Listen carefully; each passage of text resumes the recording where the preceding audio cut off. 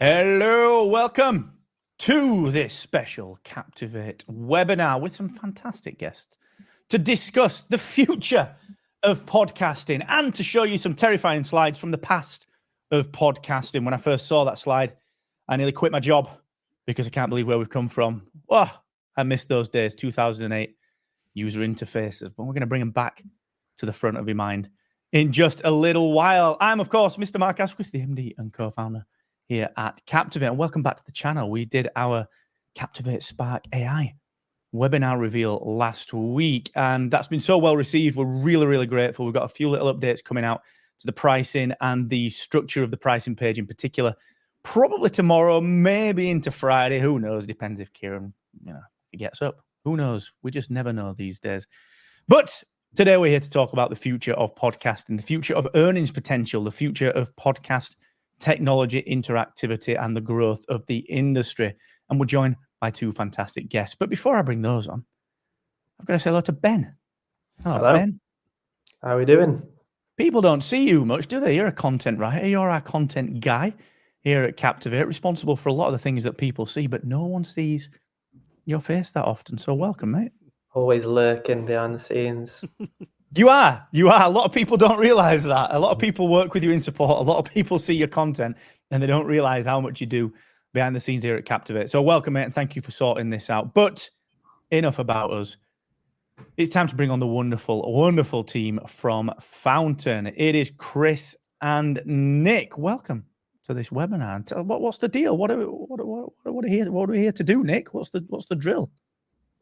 Oh, we're just talking about the future of podcasting. It's a very ambitious bill, and hopefully the next 60 minutes lives up to it. If everyone's internet connection stays strong, I think we'll have a good session in store. Oh, I'm sure we will. And Chris, you are the only non-UK person here. You're out there over on the west coast of the US, and it's very, very early. So thanks for joining us, mate. We appreciate it. This is one of my favorite topics, so I'm excited to be here. Oh, you tease. Well, I'm going to hand over to you in just a second, Nick, but we'll say a few hellos and welcomes. We've got, of course, Mr. Danny Brown from here at Captivate, Head of Support and Experience. We've got Stephen. Hello. And we've got Nigel. Hello. And just like Ben, we've got many more lurking. Say hello in the comments. Let us know. And if you've got any questions, just throw them into the comments and we'll pick them up as we go on. But Nick, over to you, my friend. Let's talk podcasting 2.0. Let's talk monetization. Let's talk Fountain. Great. Yeah, thank you very much. And hello, everyone. Just a few kind of hellos. I think we've kind of done them, but obviously I'm Nick. I'm from Fountain.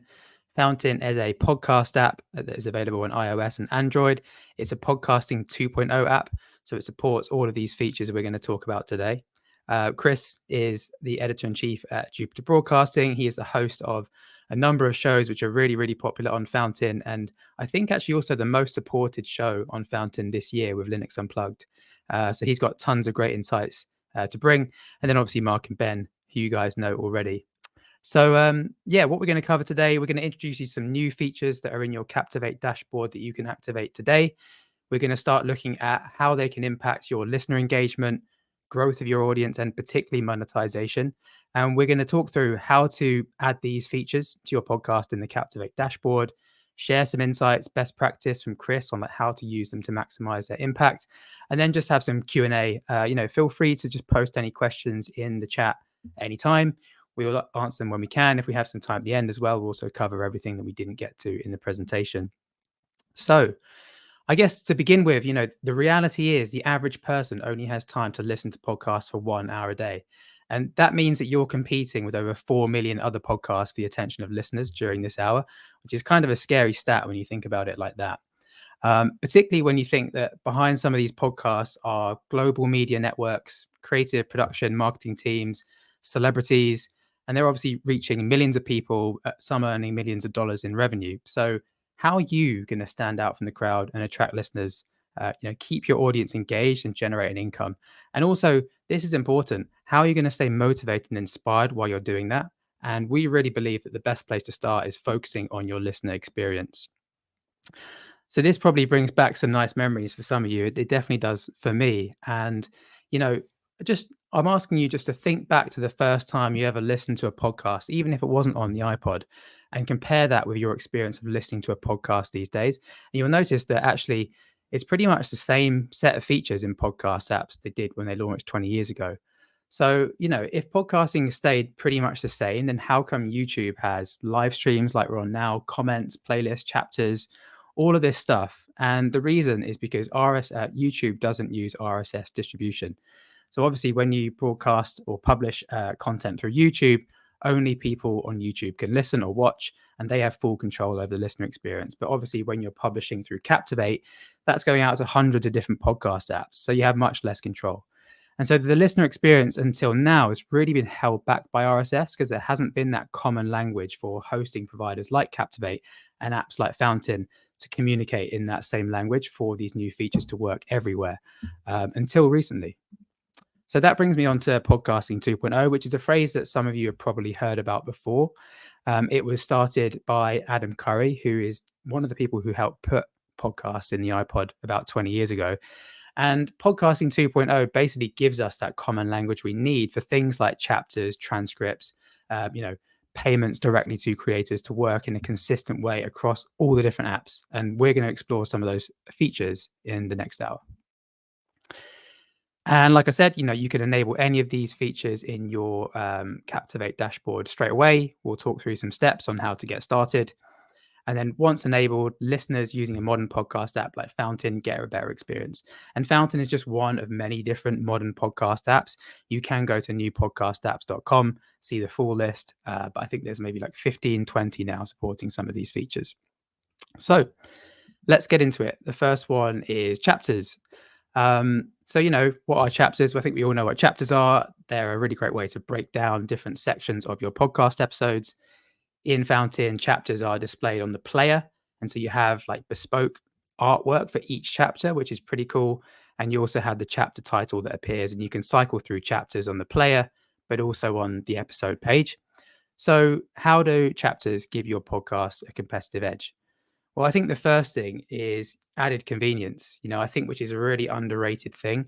It's a great way to just signpost to your listeners what you're talking about in your episodes, when and for how long.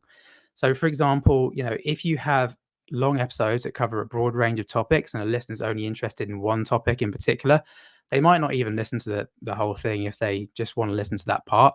So it's more convenience for them just to find the bit they want. And so chapters fix that. The second thing is opportunities for deeper storytelling. And like I said, because each chapter can have its own artwork, you can use those visuals to support your audio. Excuse me. So, for example, if you're with a guest and they're talking about, some stories they had, or maybe if you're talking about charts or graphs, or even if you just want to have some funny GIFs as you're talking, you can add those as chapters, and it enriches the experience for listeners. And then thirdly, you can drive clicks to any web page. So if I go back here, you can see that chapters can also have links, which is pretty handy. It's great if you want people to take an action at any point. So, for example, if you're working with sponsors, you might want to add your sponsors as a chapter and then include the link that you want to drive to, and so people can click from them. Or if there's like additional resources or articles or anything that is useful reading for listeners, you can add those as links. And then lastly, chapters are a great way to stand out from the competition because less than 1% of podcasts are actually supporting them. So really, you can offer something different from other people who are podcasting around the same topics and trying to reach the same audience as you are. Nick, I'd add too that we've had chapters to some degree in podcasting before, but what's different now is this is a standard, and you touched on this, but it works across all the apps. And so as a podcaster, you only have to do this one standard, and it works for everything. And we found that it's really, really useful for us just going back in time and be, okay, when did we talk about XYZ? And can we cut a clip of that? Well, you can find that a lot faster with things like chapters. So it's not only nice for the audience, but it's handy for the podcaster down the road too. Yeah, that's a really great point. Really good point. Just on to how to add chapters in Captivate. I'm going to hand over to Mark to talk you through how that works. Yeah, chapters are super powerful, and I don't think enough people are making the most of them. And what I mean by that is not just using them, but genuinely making the most of them. I think some of the most powerful aspects of chapters are the linking. and the imagery. We use it for in and around podcasting. We've got some fun little segments that we've got. We've got stupid stuff in podcasting, which didn't start out called stupid stuff. It was called stupid something else, but we weren't allowed to say it, allegedly. So we had to change the artwork, get that uploaded, and we use that every time we do the stupid stuff segment. We've got one called the flattering round. We've got one called the wave file. And all these, highly clever, fun little names of the segments. But what's really interesting about this is that we found people sharing almost screenshots and images of even like we've got a lyric sheet, right, for our intro. We've got a lyric sheet, and we use it for the intro because it's a tongue-in-cheek little intro. And people share that. People share a screenshot because the lyric sheet is the chapter artwork. And then there's a link in there to go and download the lyric sheet, and you can play it on your own guitar and send us it. Maybe we'll use your version instead. So there's some really cool applications of this. And adding a chapter in Captivate is very, very simple. So if you use Captivate for anything, you'll know that when we take your MP3 file, we upload that MP3 file. What Captivate does is it does some processing behind the scenes. And one of the bits of processing that it does is to analyze your audio and to figure out the length of it and so on and so forth. And you'll see the little GIF that's running on the screen right now. You'll see within there, of course, you'll see that waveform. Now, that waveform is used for a couple of things. Number one, used for ad markers, adding ad slots in AMI, which we're not here to discuss today. Number two, it's used for chapters. And all you do really easily is you basically decide where you want your chapter. Okay, you just zoom in, find the slot that you want, click add chapter, and then you can refine the timing of it. If you want to get right down to the millisecond, you can put a title in, you can put your image in if you want to, which is just the same format image as your cover art. And you can put a little link in there as well. And that link can be to anything that you want. We use it, again, within and around podcasting. We use it in tandem with our Captivate short links. So as you know, Captivate will take any link that you've got. So it might be something not ridiculously long, maybe one of your sponsors, or it might be something that you're promoting yourself. It'll essentially do what Bitly does, trim that right down. You can use that then in your chapter markers, and we'll measure the click-throughs and so on and so forth as well. So it's really powerful stuff. And we are going to get onto it in a while, but our new Captivate Spark AI will also find chapters, and with one click, you can instantly add all of them into your interface, into your audio file. So very, very simple. Upload an image, add the chapter title, add an optional link, and just refine the position. And when you save your audio, everything will be done for you. Awesome. Yeah, I mean, we've been around for a few years, and we've seen that it's so much easier now to create chapters than it was before. Before you had to edit like a file, you had to upload it somewhere. And I think that, using these AI tools now makes it so much easier. And so really, you don't have an excuse. Like, add chapters to your podcast. It will make it a better listener experience. I just want to add to that as well, Nick, like quite literally the words, you have no excuse. There are so many little things that podcasters can do to get that 1% edge on everyone else in their niche. And the chapters thing is huge. Even if a person doesn't use it, all right, a listener doesn't use it, when they see it, you are instantly gaining perception of being way more professional, way more high class. So I wholeheartedly agree with you, mate. I think everyone should just use it like today. Yeah, I can just see Danny Brown also has chipped in there in the comments to see, make sure you tell your audience that your podcast supports chapters. I think that's a really good point, because, most people think of podcasts as like a background experience on your phone. You put a podcast on, you put it away. That changes if you really put an emphasis on chapters for storytelling, for images, for GIFs, for links, and it makes it more of a foreground experience. And I see podcasters trying to outcompete each other with like how clever and creative they can be with chapters. So it really does make you stand out. Cool. Okay. Yeah. Moving on to the next feature, which is transcripts. So transcripts, I think everyone knows what a transcript is. It's just a text version of your podcast. You can view transcripts in Fountain. So you can view them on the episode page. You can also view them directly from the player as well. And also you can search terms in transcripts as well. So if you're looking for a specific part of an episode that they talk about because it's mentioned in the show notes, or you want to just go back and listen to it again, the search tool is a really easy way to go and find that part again. So what's cool about transcripts? Firstly, make your podcast more accessible. People who are hard of hearing have a way to then read along to your podcast, which really expands your audience. Particularly, it's even useful for people who don't have headphones. If you're on the bus and you leave your headphones, you can read the transcript if you so wish to. Secondly, I mentioned also the search for topics. That's again like another real convenience feature. And I think that really can't be undervalued, seeing as we're so time poor right now. And then I think the big one really for growth is improving your SEO. So without a transcript, search engines are only going to index things like the text in your episode title and show notes. And so giving SEO more material to work with is going to improve your ranking.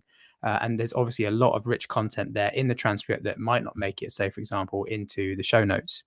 And then the last thing as well, transcripts are a really great way to adapt your content for other mediums.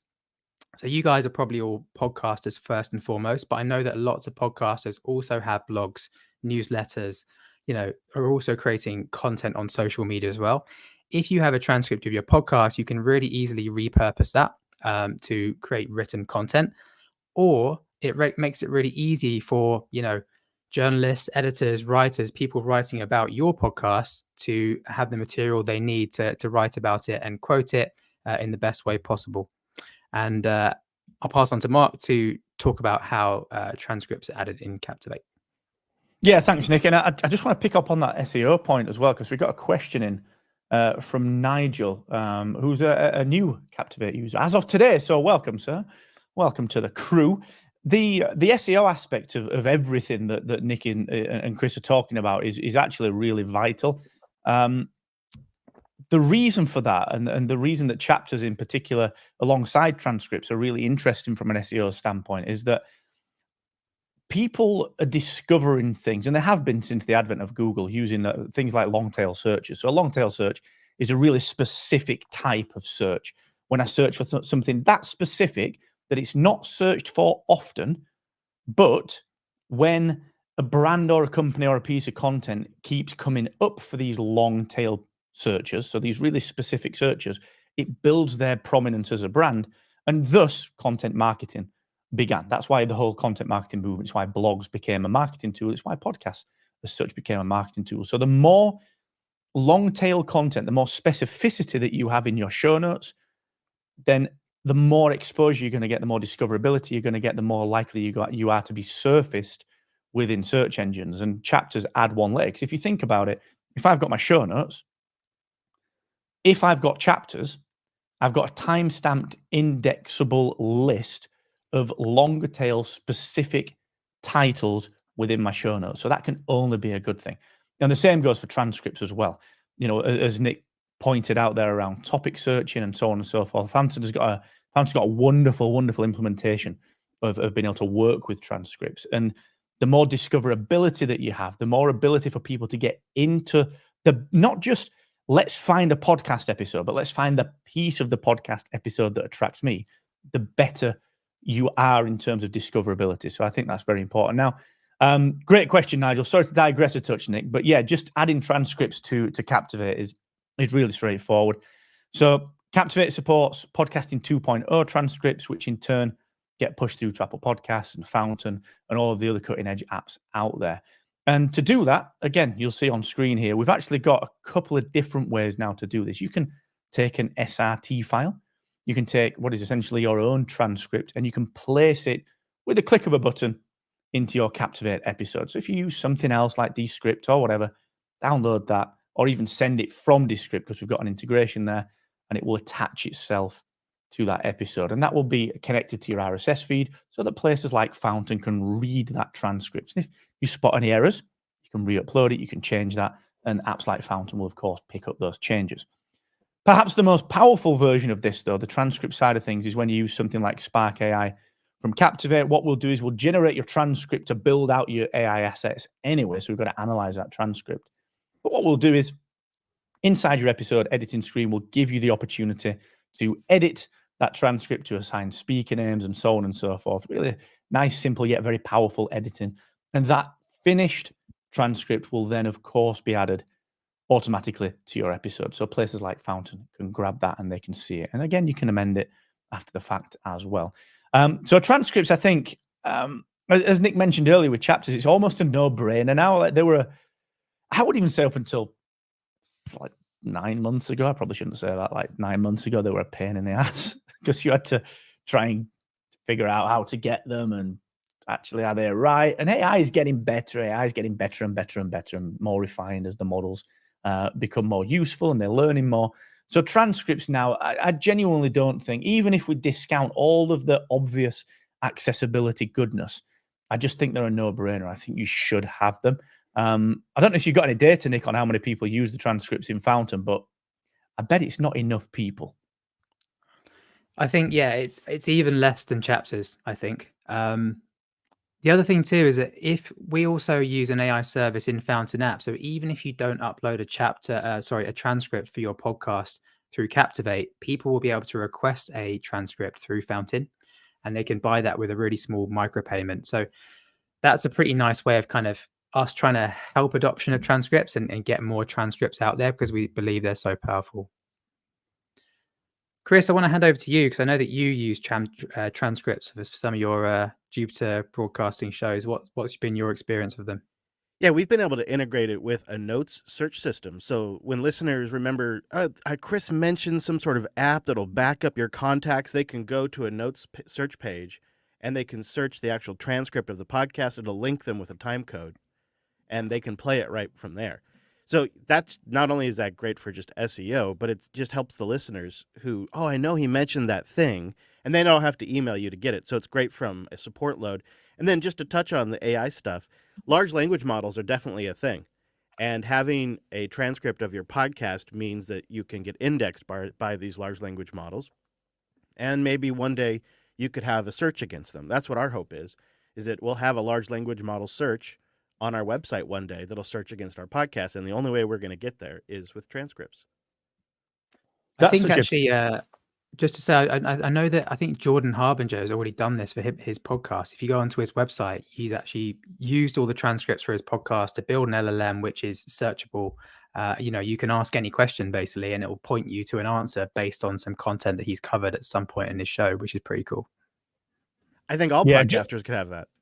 Jordan's an absolute dynamo with stuff like this, and I agree, Chris. Everyone can do that. I think that's sort of at the macro level. Like if we think about that as well, if you get ahead of this by going back and generating Spark transcripts for all your back catalog, you get ahead of the game with this because that is coming. And people like Apple, in terms of their search engine, people talk about SEO as Google and Bing, old school, but actually YouTube. That's the search engine that we want to be thinking about alongside Google, but also Apple Podcasts, Spotify, heck, Fountain, and I'm talking about these big brands that have been using transcripts in their surfacing, in their discovery process for way longer than we as general podcasters would think. We know about it a little bit just because we're in the industry and we get the skinny on these things. And I think that the people that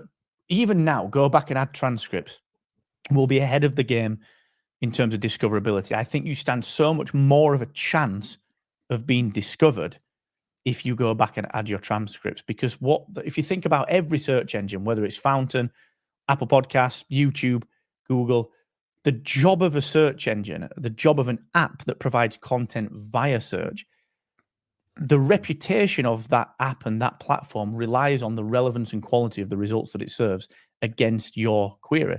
So it's in everyone's interest to look at the transcripts, as Chris and Nick mentioned. So I would heartily recommend everyone goes back and adds transcripts to their episodes. It's almost, I hate the word hack, but it's almost a discoverability hack in my eyes. I think people should be doing that today, to be honest. Mark, just a quick addendum to that.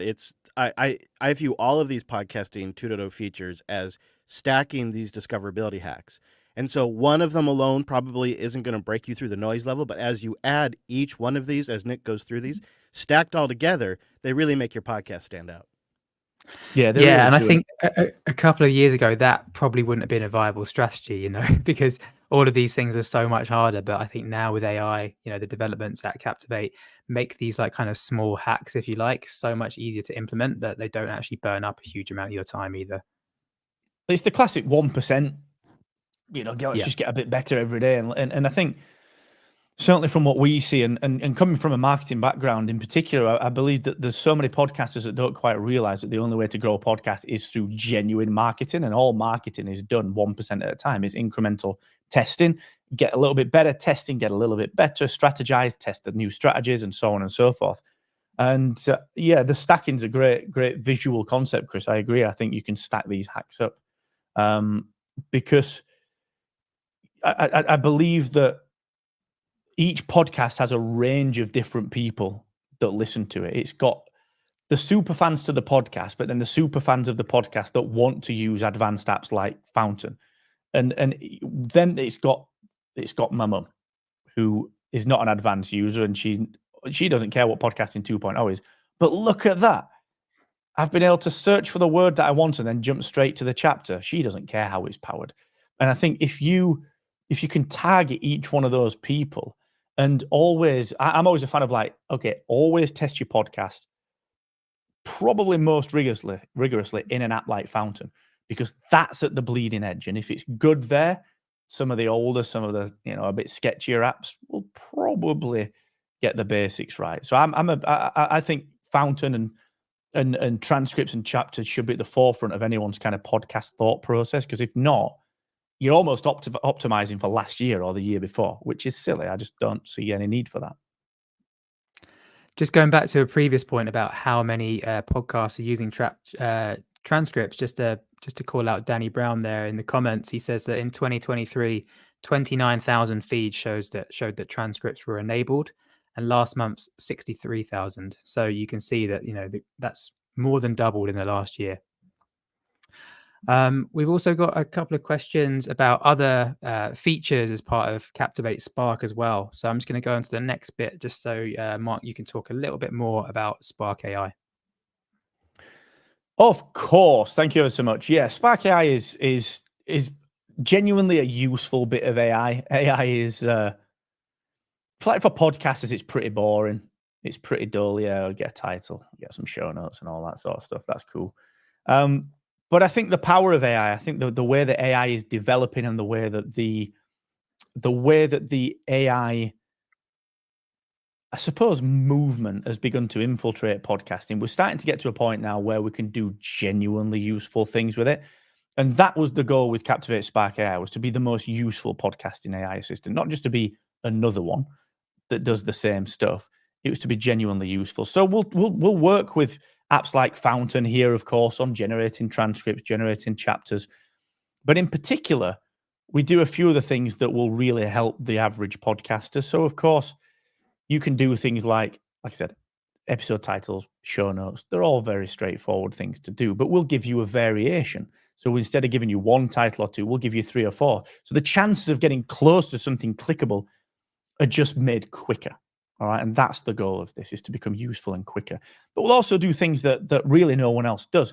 So we'll give you ad markers. Very often you'll be saying things like, and now we're going to take a break to thank our sponsor. Or actually, if you're new to having sponsors, you forget to do that, which we've all done. I do it myself.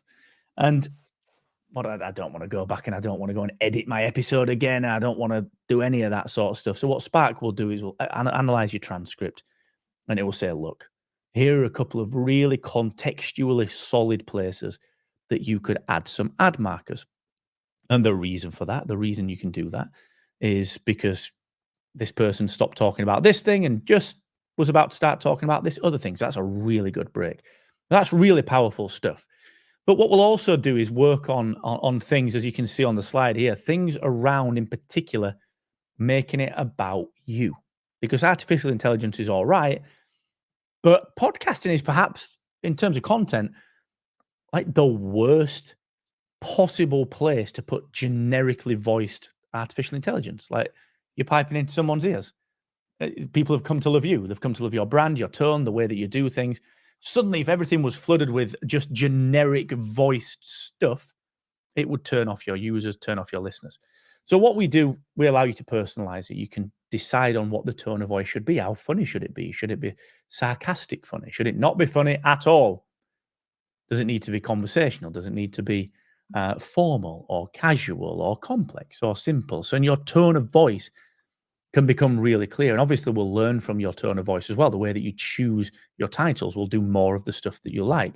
And you can train it. You can give it some blog posts. You can give Spark some blog posts that you may have written, some episodes that you may have written show notes for, and it'll learn from that writing style as well. But one of the last things I'll talk about, and one of the things that honestly, it's probably the thing that I'll use the most with Spark. I've been using it probably 6 weeks already on things like in and around podcasting and my own Star Wars show, is the episode ideas. And this is stuff that no one's doing. So what we do is Captivate has got an episode planning section, which no other hosting platform has. And what you can do with that is you can set your production notes up, you can set your guests up, you can book your guests in and so on and so forth. And it's all integrated into building your show notes for you. But what Spark will also do is at the press of a button, it will look at all of your analytics, look at what's working, look at what's doing really well for you, the episodes that flourish, and it will match that against what is trending in your niche. So what's going on in your industry? What is winning? What is the news? What is up and coming in your niche? And it will fuse all of that together, and it will create you custom episode ideas along with talking points, topic flow, obviously titles, but also guest suggestions, all of their social credentials, questions that you should ask them, and a biography. And all of that just goes whoosh into an episode idea. And of course, let's say I've got an idea myself. Okay, today I want to talk about the highlights of podcasting 2.0 and the change from last year to this year. All I do is tell Captivate, boom, I want to talk about that, and it will develop an episode for you along with guests and so on and so forth. So super powerful stuff, but also, of course, works with podcasting 2.0 and works with Fountain. So Nick, it's powerful, and what I think the goal of this is to try and connect technology together in such a way that it's not cumbersome. Now you don't have to worry about transcripts. Now you don't have to worry about chapters. Let's just get them in use, click of a button, let Spark do the job, and then Fountain can take over from a listener perspective. Pretty cool. Yeah, if you haven't checked out Spark AI already, make sure you do. Don't sleep on it. So we've got about half an hour left, guys. We're going to spend really the rest of this time talking about monetization, which from my own personal experience is the thing that podcasters really care the most about. You know, obviously, some of you guys are going to be doing podcasting as a job, you know, really trying to generate revenue through ads, sponsors, subscriptions, maybe other channels. Some of you will see it as a hobby and making money is not important. But we'll get to that in a second because maybe it doesn't need to be important. Maybe there's other aspects tied to the monetization, the listener engagement, which are even more important if you're kind of just a hobbyist podcaster. So really interested to hear, which monetization channels, let's say, are you already using for your podcast? What are your feelings towards them? And interested to see what you guys have to say on that. But just what I want to do is just cover very top line some of the different monetization options that are available to you guys. Firstly, we have advertising, which is very low effort. Here, I'm talking about programmatic advertising or sort of direct ad insert, dynamic ad insertion. Sorry. I think, again, like the benefit here, really easy to set up, but the cons, pretty low revenues unless you have a large audience. CPMs tend to be about $15 to $30, which is not much. You're going to need quite a large audience to make any considerable income from that. Also, a negative listener experience. 46% of people say they always or often skip ads. So the more ads you add, like the poorer the experience gets. And again, advertising demand can be pretty volatile. If you're advertising, if your podcast is about Christmas, you might have loads of podcast advertisers at Christmas time, but the rest of the year, forget it. No money's coming in. Second thing is sponsors. So here I'm talking about sort of host-read sponsors. Again, stable revenue source, particularly if you can negotiate long-term commitments. But again, low CPMs generally. And I think also owning relationships with sponsors can be tricky sometimes, and it can be consuming, sort of time consuming. Really, your guys' main priority is making amazing content, and being an account person or a salesperson for sponsors can detract from your focus, or some find that. And then also, some sponsors can try and exercise editorial control over your content, which is the last thing you want. And then subscriptions, again, stable revenue source, particularly if people are paying annually and not monthly. But the cons of that, fulfilling all these exclusive benefits for subscribers, if you're using Patreon, for example, you're doing bonus content or ask me anythings or additional live streams or whatever that might be, that again can take up a lot of time and effort that is taking focus away from your core content that's in your feed. There's also the argument that putting your best content behind a paywall limits its reach, and really you want your best content to be available everywhere. And then Patreon, I mentioned already, that as an experience for the listener is very disconnected. You listen on one app, but you're then supporting or setting up a direct debit or entering your card details in on another app. That friction is going to, make people think twice about whether they can be bothered to do it. So just some of the pros and cons that we see, at least from our experience of talking to podcasters about these different monetization options, which brings me to value for value, which is, I think, kind of the feature that has become, synonymous really with podcasting 2.0. So what is value for value? Well, value for value is a radically simple monetization model. The basic idea is you provide your content for free for everyone with no restrictions. And if people find it valuable, you make it easy for them to give some value back. And, that might sound like a crazy idea, but that's actually worked for thousands of years for street performers. And, what we're doing here is really flipping the typical payment model on its head. Traditionally, enjoyment follows payment, as in like, I want to listen to this thing. I'm going to pay to get it so I can listen to it. Value for value is the other way around. You listen to it for free, and if you like it, you can send some value back. And I think a really good analogy here is street performers. People intuitively know that they can listen to the music for free, but if they want the music to continue, they should throw a couple of coins into the hat. But I think through value for value, you can earn a lot more than just a couple of coins, which is what we're going to get to in a second. A really good example I always talk about for value is the In Rainbows album from Radiohead, which was, almost 20 years ago now. I remember it really well because what they did is they gave away the whole album for free on the internet 12 weeks before the CD and digital album launched. And they basically said, pay what you want. You can pay us a penny, you can pay us £100, whatever you have, basically, we'll take it. And then you can download the album. I thought they were crazy. I remember I did pay like £1 or something and thought, I've just got an amazing deal here. But then, really the facts speak for themselves. So 12 weeks later, when the full release came out, they actually made more money in those 12 weeks than they did from the entire sales of their previous album. So that kind of shows you that this works. And I think this is one of the earliest versions I can remember of value for value really working on the internet. Cool. So yeah, getting into depth now on what this feature actually looks like, how it works.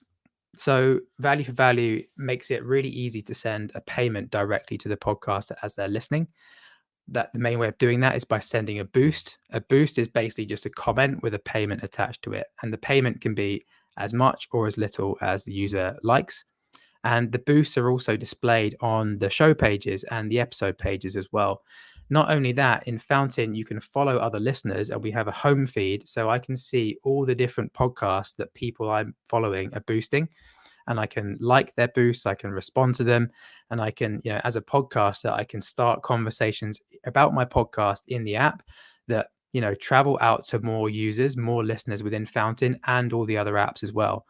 So it's not just good for monetization, but it's a great kind of listener engagement tool and a discovery tool as well. There's also another way that listeners can support you through value for value as well. There's a feature called streaming, which is obviously a word typically associated with watching Netflix. But in this case, we're talking about streaming money. So we're talking about sending a really small amount of money for every minute you spend listening. The idea is that the listener can just set it and forget it. It's just like, whenever I'm listening to the podcast, I just want a small amount to go to the podcaster for as long as I'm listening. So all the payments on Fountain and the other apps that support value for value are in Bitcoin. And the reason that they are in Bitcoin is because Bitcoin allows us to do things that traditional money cannot do. Firstly, we can send really small amounts really fast, really quickly and directly without an intermediary. And there's very low fees as well. And also we can do cool things like program the payments as well. So as a podcaster, you can set up splits for a show or a specific episode. So you can decide, like, if you have a guest on, you might want to give 50% of the money directly to the guest that you have. Or you might want to give some money to the producer or whoever did your show artwork or your sound engineer, whoever really. You can even put your listeners in the splits. And the payment gets divided and sent to all those different parties in the splits. And these things you just can't really do with pounds, euros, yen, dollars, etc. So why is value for value maybe a good idea for your podcast? Like the most obvious thing, obviously, is unlocking new revenue streams. So even if you already monetize your podcast through ads, sponsors, or subscriptions, value for value is complementary to that. All it is an easy way for listeners to show their support. And a really good example here is No Agenda, which is actually Adam Curry's podcast. It's been going for like 20 years. It's 100% audience funded. And they're regularly earning about $600 a month just from listeners on Fountain. And like I mentioned, there's probably 10, 15 other apps that are all supporting this feature. So, we're not talking about small amounts of money. The second thing I mentioned also is discovery. So again, when someone boosts your podcast, boosts one of your episodes, other people in Fountain see that. And the beauty of that is like, if I see that Chris has boosted a podcast and sent like $100, I'm going to think, okay, well, that's quite a lot of money. Like, what's he been listening to? What makes it that good? Like, what did he love about it that so much that he sent $100? I'm going to go and check that out. So it's a really strong signal. It's a much stronger signal than someone telling you over dinner, oh, I listened to this podcast the other day. Like the money really makes you, it really gets your attention. The third thing I think, which again, like I said at the beginning, like it's, if the money is not important to you, then creating a community, like I'm assuming that is important to you. And I think that podcasters rarely get feedback from listeners. There's not really that many mechanisms for them to do so. Like maybe people might leave comments when you post about it on Instagram or Twitter, or if you're posting it on YouTube as well, you'll have comments there. But they're all very kind of separate and they're all in different places.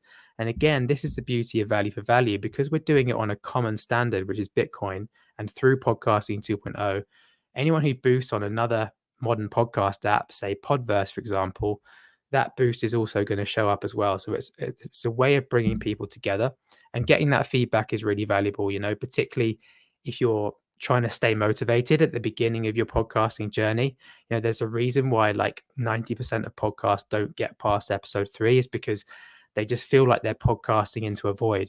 So if you're at the beginning of your journey, like hearing from your fans, even if you've only got one listener out there and they really love what you do, or maybe one person who really hates what you do and wants you to talk about something else, like hearing from them is the thing that like is going to push you through that sort of first part of your podcasting journey. Yeah, I'd underscore that for sure. In fact, because the button is in the app, I hear from listeners that have been listening for 15 plus years that have never emailed in because they're thinking about it while they're listening, and they can just hit a button now and they can send us a message. And so I hear, first time writing in after 15 years, almost every week. So you reach a whole new batch of people, and it is very motivating. I think too, the other thing is that especially if you're not doing this full time, I think people start podcasting thinking they'll get an advertiser, but the numbers you need to reach are pretty substantial in order to make it worth the advertiser's time and to make the deal worth money.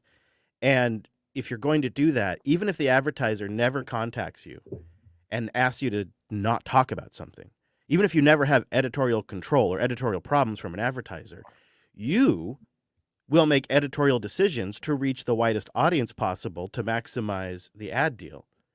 So even if you think about this, you have to make a shift here. Are you going to make something that's going to get you boosts and support from your audience, or are you going to do something that's going to get you advertising revenue?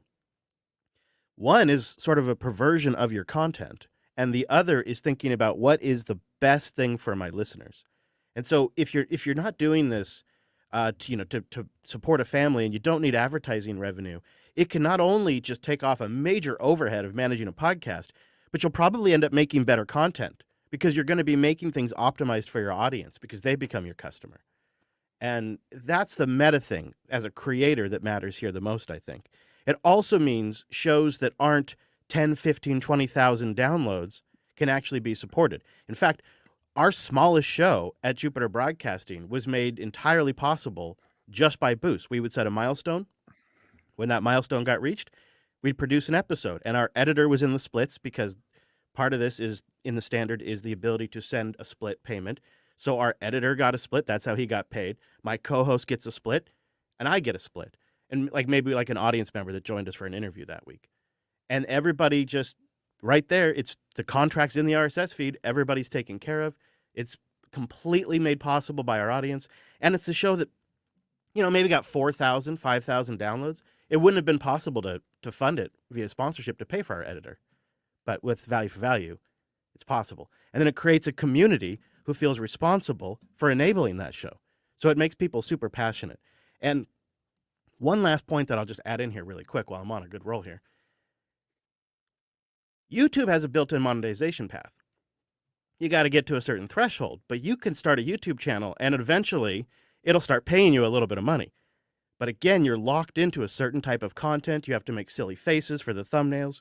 You're really at the behest of the platform, its algorithm, and what their advertisers want. That's a niche on YouTube. And you got to work really hard. Podcasting hasn't had a standard way to just make money, to make it possible to financially afford to produce the content. But Boost and the Bitcoin that backs it, it's all an open standard. It's all open source from top to bottom. There's no middleman company. There's no Stripe, no PayPal, no Patreon.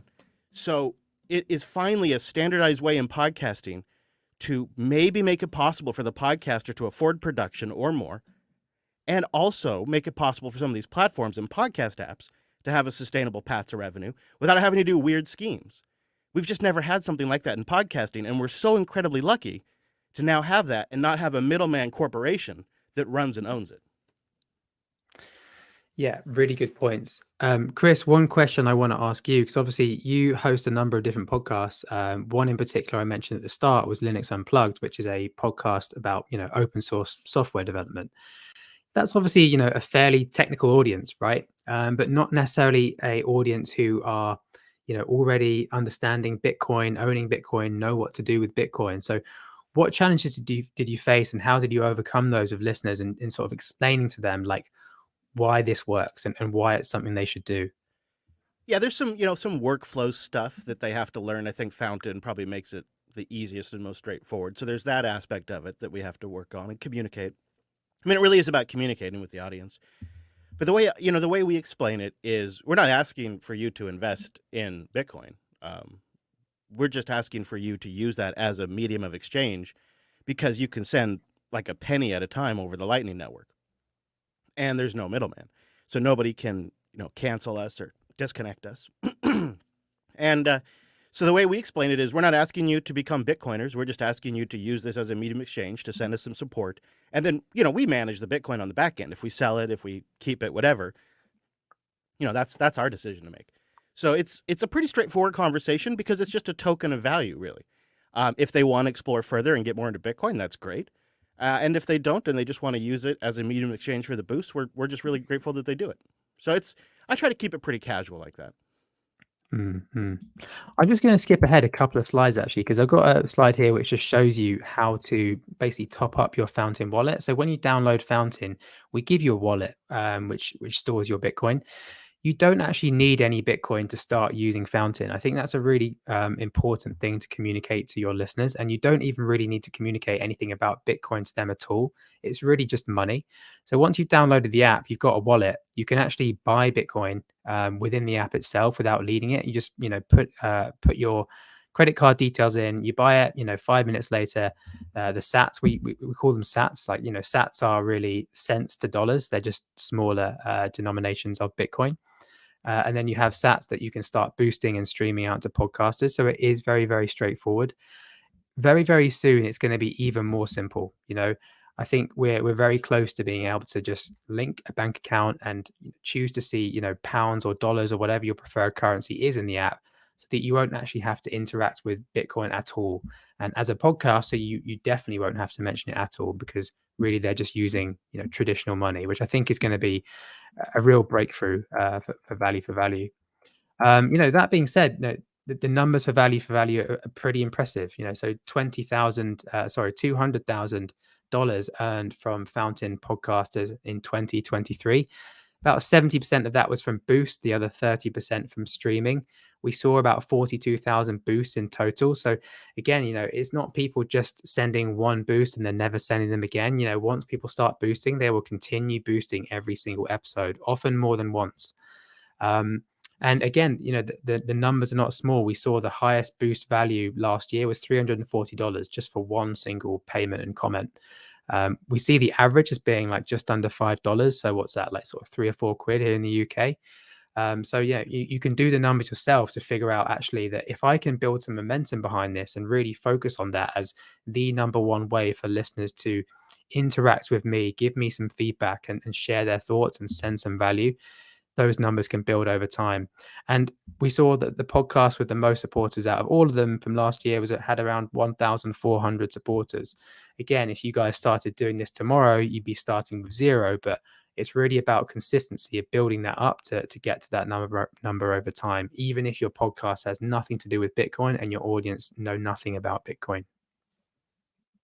I would add really quick, Nick, is that's a rising tide scenario too. So the more listeners that have sats that are ready to go, when they start listening to your podcast, they already have the sats in their wallet. They've already done the onboarding. They've already done the trickiest part of the job. And now they're just ready to hit that boost button. So it is very much a rising tide lifts all boats for the boost scenario. Definitely. The one thing just to throw in on that one that I was just thinking about is one of the most difficult things I think for many podcasters to really understand is a lot of people say, I do this because I love it. I don't want to make money and such, which is great. But the second someone wants to give you money, then you are a business, right? You become a business, whether you want to be or not. And in order for any business to succeed, you have literally got to be seen to sell. If I walk past an empty restaurant and there's the exact same restaurant, literally carbon copied next door, and it's full, where am I going? I'm going to the full one. I've got to be seen to be selling and seen to be selling good stuff. That used to be really difficult for podcasters. I'd have to ask them to do X, Y, and Z, go and leave a comment, go and do this thing. What we were trying to do there was replicate selling with social proof. This is a great recommendation engine.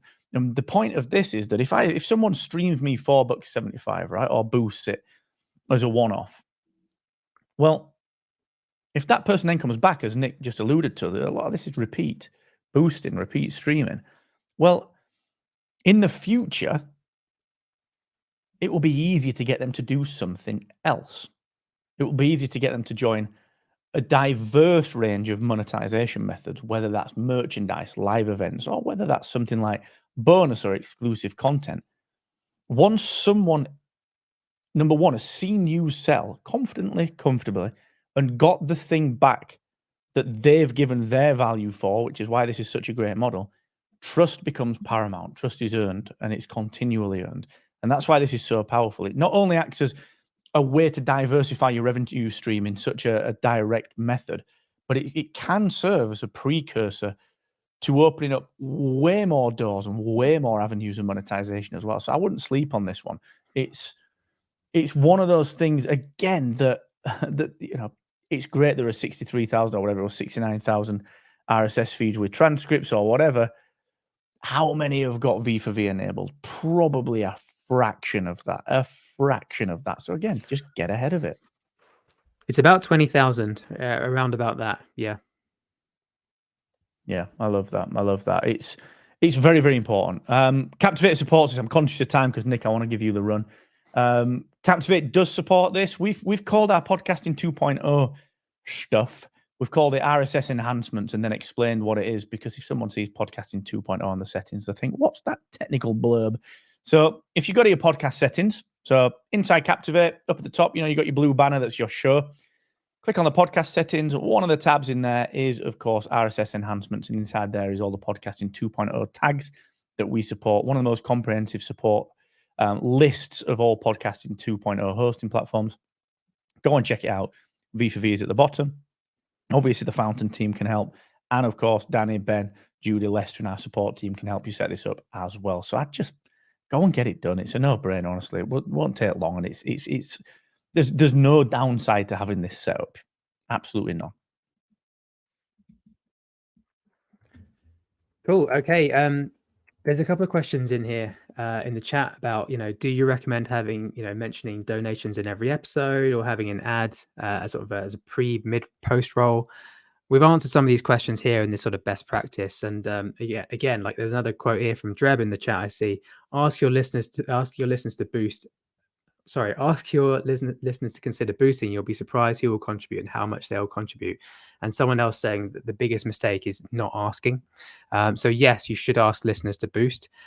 What I see podcasters do a lot is just have a short call to action, either at the start, middle, or end, wherever feels right for you. It really depends on the format of your show, and just give them some basic instructions for, what to do. I've actually got a little script here, which will be shared around afterwards. You can also find it on our website at fountain.fm/podcasters. And it just explains, like, this is what you do, this is how it works, this is what it means to me.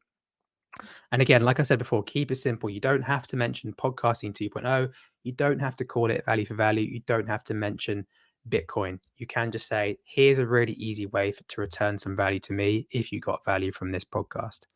And I think it's also really important to explain the why. Not necessarily the why for you, because, for you, like we said, more motivation, more money, better engagement with fans. But like, what is the why for the listener? Because ultimately that's the thing that's going to motivate them to do it. So, it could be that, supporting the show allows you to make more high quality content more regularly. It could be that they have direct contact with you. They can ask you a question, share their thoughts in, a way they couldn't do before. Really think about what's in it for them. And then the fourth thing here is also just be consistent. Like all new things, these things take time. You need to be patient. You need to grind at it for, I'd say probably 10, 20 episodes really before you start seeing some traction, because people will have uncertainty around this new thing. So, try and embed in the habit. It will take time to build momentum, but make sure you keep asking. Something that Chris does really, really well is reading out the comments on the podcast. So if you listen to an episode of Linux Unplugged, somewhere towards the middle or the end, he will read out all the different people that supported the last episode, read out their name, their message, how much they sent. And that's a great way to kind of create FOMO around this whole thing, because ultimately you're inviting people into kind of a secret club that everyone wants to be in once they realize what it's about. And people love to have their, 5 seconds of fame. People love to have their messages read out on the show. And again, it's a great source of content as well. You can have some great conversations around just messages from listeners. You can also gamify it. Some people, I think, Chris, also you have a leaderboard, right, for like the most, the biggest boosters. You could even give away some free merch or whatever you want to give away as like a reward, but trying to find a way of gamifying it is also quite exciting. And just make sure you're sharing Fountain links, and make sure you're being consistent around the messaging here. Put the Fountain show link in your show notes, give some instructions on how to get a modern podcast app like Fountain in your show notes or when you post about it on social media, and people will follow. Chris, anything else that you wanted to add that I didn't cover? No, I think the gamify it part is a good one. Have fun with it. There are memes that get created by the audience, and you can just tuck and roll with those, and they'll steamroll into something that other people want to participate in.